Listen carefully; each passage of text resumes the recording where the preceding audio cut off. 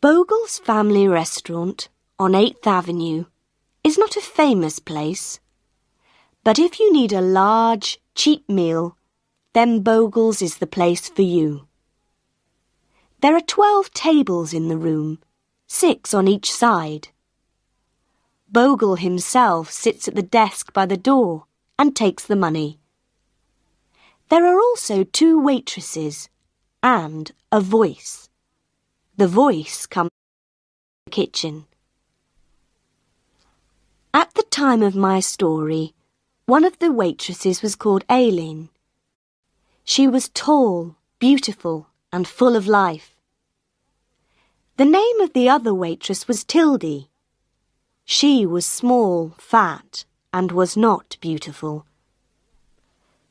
Most of the people who came to eat at Bogle's were men, and they loved the beautiful Aileen. They were happy to wait a long time for their meals because they could look at her. Aileen knew how to hold a conversation with 12 people and work hard at the same time. And all the men wanted to take Aileen dancing or give her presents.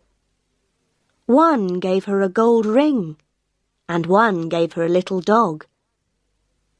And poor Tildy? In the busy, noisy restaurant, men's eyes did not follow Tildy. Nobody laughed and talked with her. Nobody asked her to go dancing, and nobody gave her presents. She was a good waitress, but when she stood by the tables, the men looked round her to see Aileen. But Tildy was happy to work with no thanks. She was happy to see the men with Aileen. She was happy to know that the men loved Aileen. She was Aileen's friend. But deep inside, she too wanted a man to love her. Tildy listened to all Aileen's stories. One day, Aileen came in with a black eye. A man hit her because she did not want to kiss him. How wonderful to have a black eye for love, Tildy thought. One of the men who came to Bogle's was a young man called Mr. Cedars. He was a small, thin man, and he worked in an office. He knew that Aileen was not interested in him, so he sat at one of Tildy's tables, said nothing, and ate his fish. One day, when Mr. Cedars came in for his meal, he drank too much beer. He finished his fish, got up, put his arm round Tildy, kissed her loudly, and walked out of the restaurant. For a few seconds, Tildy just stood there. Then Aileen said to her, "Why, Tildy, you bad girl. I must watch you. I don't want to lose my men to you." Suddenly, Tildy's world changed. She understood now that men could like her and want her as much as Aileen.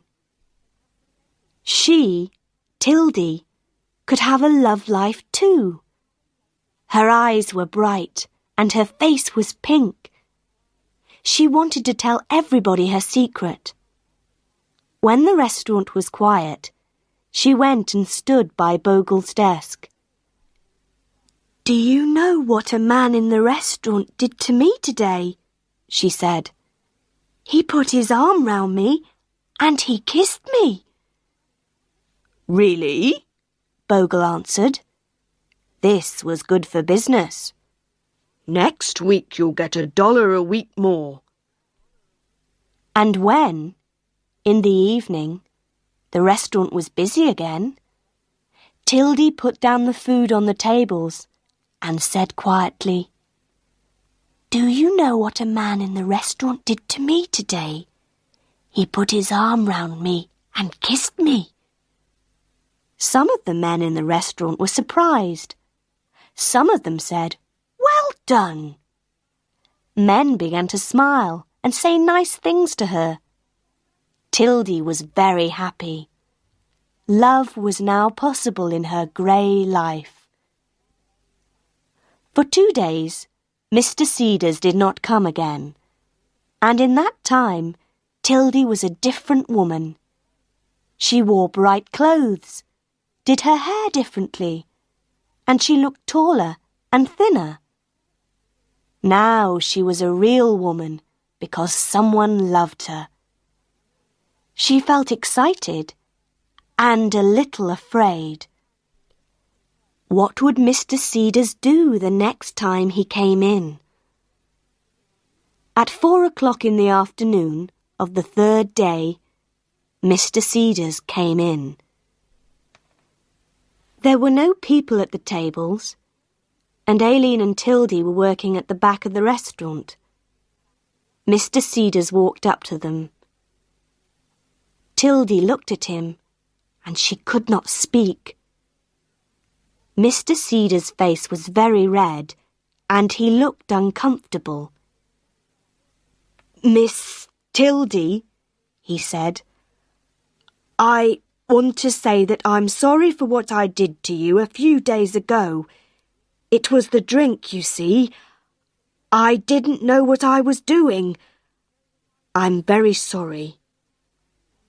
And Mr. Cedars left. But Tildy ran into the kitchen, and she began to cry. She could not stop crying. She was no longer beautiful. No man loved her. No man wanted her. The kiss meant nothing to Mr. Cedars. Tildy did not like him very much, but the kiss was important to her. And now there was nothing. But she still had her friend, and Aileen put her arm round Tildy. Aileen did not really understand, but she said, "Don't be unhappy, Tildy. That little Cedars has got a face like a dead potato. He's nothing. A real man never says sorry."